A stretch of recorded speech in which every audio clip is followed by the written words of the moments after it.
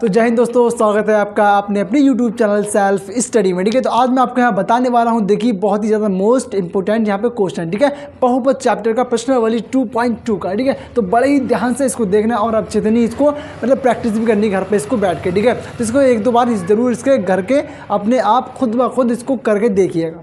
Clear, जब मैं इसको करा दूँ उसके बाद। ठीक है, तो ये वाला जिसमें क्वेश्चन मैं कराने वाला हूँ। ठीक है, सबसे पहले इसमें दिया प्रश्न नंबर 4। तो इससे पहले वाली जो मैंने वीडियो हूँ उसमें मैंने पहले के क्वेश्चन करा दिए, आप उसको देख लेना। ठीक है, तो सबसे पहले हम क्या करेंगे इसमें, यदि बहुपद हमको ये दिया है कि इसके शून्यक अल्फा तथा बीटा हों, मतलब एक बहुपद दिया है और उसके शून्य भी दे दिया हमें, यानी कि जो हमें गुणनखंड करके जो निकालते हैं ना, x का मान ये आता है, x का मान 2 ये आता है, 2 मान निकल के आते हैं, तो वो हमें दे दिए पहले। क्या कह रहा है कि यदि बहुपद इतने के शून्यक अल्फा तथा बीटा हों तो alpha plus beta minus alpha beta का मान ज्ञात कीजिए। ठीक है, तो हमें अल्फा बीटा मतलब इस बहुपद के 2 शून्यक दिए हैं और दोनों का हमें इस मतलब ये जो दिया है अपने इतना, इसका हमें क्या करना है, मान निकालना है, इसका हमें मान निकालना है। ठीक है, और ये आपने क्या दिया, ये बहुपद दिया x² minus 4 root 3x plus 3 के शून्यक हमें दे रखे अल्फा तथा बीटा हों तो इसका मान ज्ञात कीजिए। तो कैसे करना, सबसे पहले आपको कुछ नहीं करना है इसमें। देखिए सबसे पहले ऐसे ये लिखा x² माइनस, इसको पहले लिख लेने के बाद इसके यहाँ पे लिखा मैंने हल। ठीक है, हल लिखा मैंने यहाँ पे, उसके बाद दिया मुझे x²। तो x² मतलब पहले यहाँ पे लिखना दिया है, क्या लिखना मुझे, दिया है। तो दिया क्या है, पहले तो p ऑफ x, क्योंकि x के टर्म में चल रहा है ये बहुपद, किसके टर्म में, ये x के टर्म में चल रहा है, तो x से लिखना पड़ेगा p ऑफ x, p से पॉलिनोमियल यानी बहुपद। तो p ऑफ x बराबर दिया है x² minus 4 root 3x plus 3। ठीक है, ये x के ऊपर रूट नहीं, अगर x के ऊपर रूट होता तो ये बहुपद नहीं कहलाता, क्या बहुपद नहीं कहलाता, इसीलिए। ठीक है, याद रखना ये वाली बात। अब यहाँ पे जो अपने ये दे रखा है ना, इसके शून्य क्या दिया हमने, अल्फा तथा बीटा। तो सबसे पहले तो हमें इसको मतलब लिख लेना है, इसकी तुलना करनी है समीकरण से। समीकरण आपको पता हो तब। देखिए क्या समीकरण है, वो समीकरण होती है ax² plus bx plus c बराबर 0 से तुलना। 0 से भैया क्या हो रही है अपनी यहाँ पे, तुलना। ठीक है, 0 से तुलना। क्लियर, तो ax² plus bx plus c बराबर 0 से तुलना यहाँ पे करने पर। क्लियर, तो देखिए मैं यहाँ पे तुलना करता हूँ, तो यहाँ पे a दिया है और यहाँ x² दिया है, तो x² के यहाँ बराबर में गुणांक कितना है, इसका गुणांक कितना, यहाँ पे क्या लिखना है, मुझे गुणांक लिखना है। ठीक है, गुणांक, तो गुणांक मुझे यहाँ पे देखना है। देखिए तो a बराबर जो मुझे दिया है, यानी a यहाँ पे है तो यहाँ पे कुछ नहीं है, तो यानी 1 होगा, a का मान 1 आया। एंड b का मान देखना अपनों को, तो b का मान कितना है मेरा, b यहाँ पे तो माइनस 4 रूट 3, माइनस का 4 रूट में 3। ठीक है, अब और c बराबर कितना दिया है, प्लस का 3 दिया है। ठीक है, तो ये किसका हो गया, निकाल के क्या गुणांक निकाल दिया अपनों ने। ठीक है, अब आपको लिखना है शून्यांकों के लिए, किसके लिए लिखना है, शून्यांकों के लिए। ठीक है, तो शून्यांकों के लिए कैसे लिखेंगे वो देखना आप जरा। सबसे पहले हमने शून्यांकों के लिए हम यहाँ पे नहीं लिखेंगे, क्योंकि हमें देखिए यहाँ पे अल्फा प्लस बीटा है, इसका मान बताना है। अगर इसका मान नहीं बताना होता और वो कहता कि आप इसके शून्य ज्ञात कीजिए, बहुपद दे दिया था, कहते शून्य ज्ञात करो, शून्य को तथा गुणांकों के बीच की सत्यता की जांच कीजिए।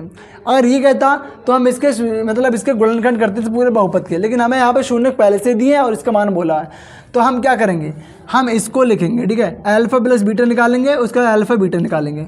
तो अल्फा प्लस बीटा मतलब होता है शून्यकों का योगफल। तो ये कर लेते हैं हम, शून्यकों का योगफल। ठीक है, शून्यकों का योगफल, शून्यकों का योगफल। ठीक है बेटा, शून्यकों का योगफल बड़े अच्छे से निकलेगा। देखिए ध्यान से, शून्य का योगफल मतलब अल्फा प्लस बीटा, ये तो दे रखा है अल्फा प्लस बीटा, पहले ये निकल जाएगा अपना। ठीक है, माइनस का b बटा a होता है, तो यानी कितना हो गया, अल्फा प्लस बीटा बराबर b का मान कितना दिया है, माइनस का 4 रूट 3।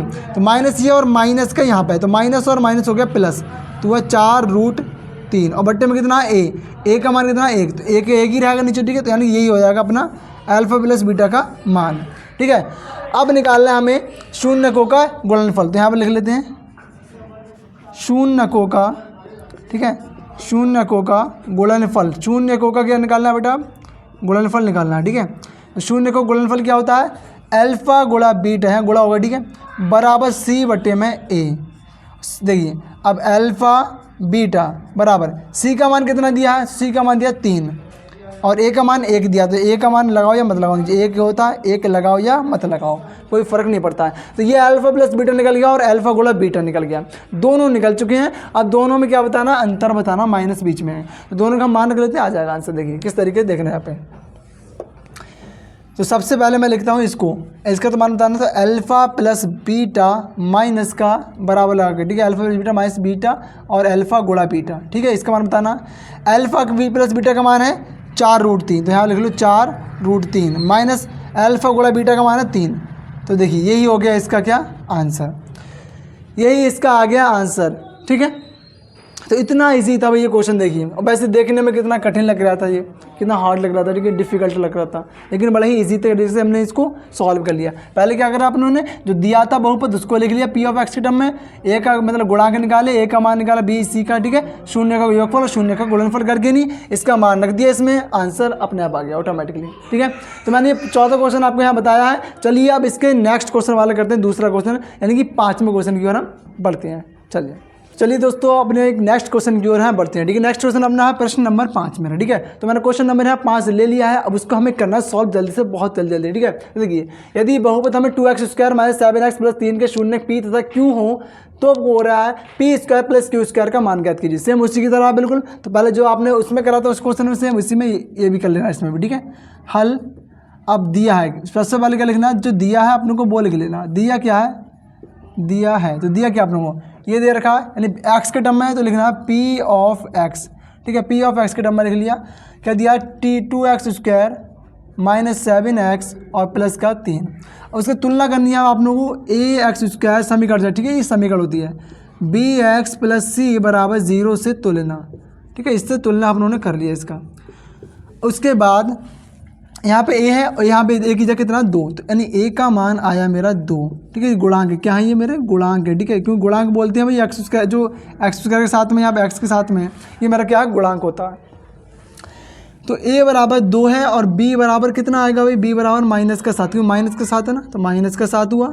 उसके बाद आप लोग क्या दिख रहा है, ध्यान से देखिएगा बिल्कुल बहुत ही अच्छी तरीके से, ठीक है। क्या है यहाँ पे मेरा a का मान था 2, क्योंकि भाई देखिए x² यहाँ पे है और x² मेरा यहाँ भी है, तो नहीं x² और x सेम है, लेकिन a यहाँ पे है, लेकिन यहाँ पे 2 है, तो a का मान हुआ मेरा 2। ऐसे b यहाँ पे है, यहाँ 7 माइनस का, और यहाँ पे x है, यहाँ भी x सेम, तो b बराबर -7 हुआ, ठीक है, हो गया। उसका c यहाँ पे है मेरा, तो c क्या है, यहाँ कितना 3 है, तो c का मान क्या होगा मेरा 3 होगा प्लस का, तो c बराबर आ गया 3, ठीक है। उसके बाद हम लोग को क्या करने को बोला है कि पी क्यू के मतलब पी क्यू शून्य के, तो p² प्लस q² का मान बताओ। तो आपको सबसे पहले तो p² प्लस q² निकालना पड़ेगा। तो ये कहाँ से निकलेगा भाई, ये देखना, ठीक है। तो ये निकलता है भाई, ये किसके फॉर्मूले में आता है, आपने पढ़ा होगा a प्लस बी का होल स्क्वायर। तो a प्लस बी का होल स्क्वायर क्या होता है, a प्लस बी का होल स्क्वायर बराबर में होता है a² plus b² plus 2ab। यही तो होता है भाई, ये होता है नहीं होता है, ये होता है अपना, ठीक है। इसका तो ये जब होता है तो इसको हम किस तरीके से निकालेंगे, ठीक है। देखिए a प्लस बी, अब यहाँ पे क्या पी क्यू, यहाँ पे ए बी है, तो यानी पी क्यू की जगह ए बी की जगह क्या रख लेंगे, पी क्यू रख लेंगे, सेम यही कंडीशन बन जाएगी। और यहाँ पे p² प्लस q² निकल के आ जाएगा अपना, ठीक है। तो उससे पहले हम शून्य का योगफल और शून्य का गुणनफल निकाल लेते हैं। तो सबसे पहले शून्यकों का योगफल, शून्यकों का योगफल, तो शून्यकों का योगफल क्या होता है वो देखना, ठीक है। शून्यकों का योगफल क्या होता है, यहाँ पे देखिए क्या है, p और q देखा, तो p प्लस q रखना है आपको, ठीक है, p प्लस q बराबर रखना है माइनस b बट्टा a। अल्फा और बीटा होता शून्य, तो हम अल्फा बीटा लेते, ठीक।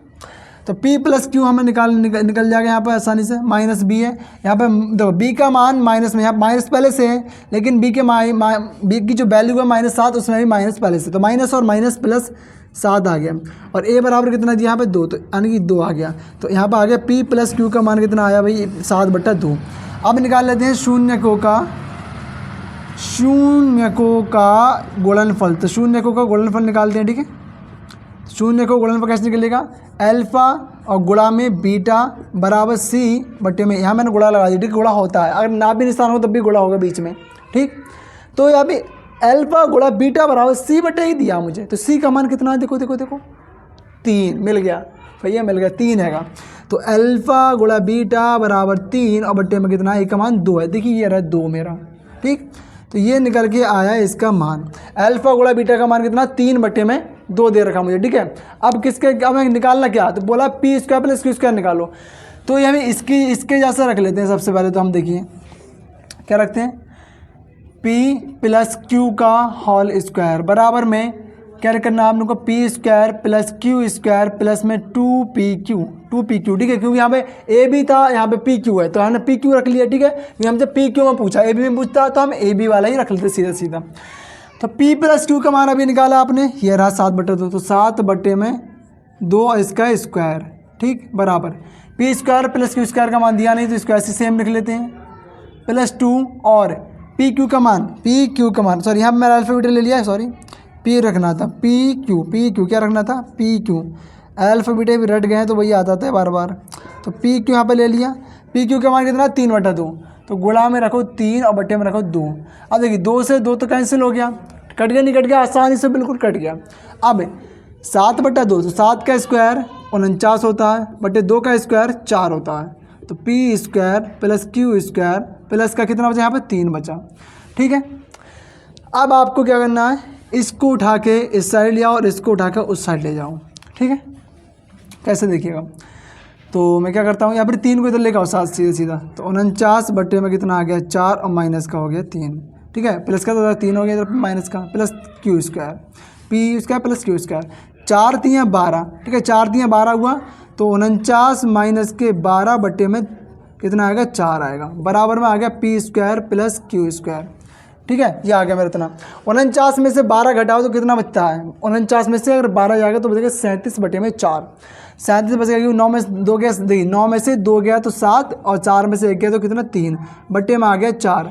तो P square plus Q square का जो मान निकल के आया भाई, कितना निकल के आया 37/4। यही तो पूछा था कि कह रहा P square plus Q square का मान ज्ञात करो, तो 37/4 अपना P square plus Q square का मान निकल गया, ठीक है। बड़े ही आसानी से निकला, देखिएगा, ठीक है।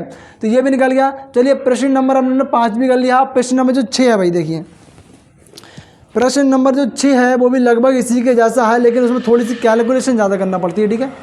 इसकी मान लीजिए यहाँ पे दिया है, इसमें m/n प्लस n/m का मान पूछा है, mn 2 शून्य दे दिए हैं, ठीक है। यहाँ पे क्या दिया, देखिए यहाँ पे दिया आपने को m तथा n हो तो m/n प्लस n/n का मान ज्ञात कीजिए, इसमें ये बोला गया, ठीक है।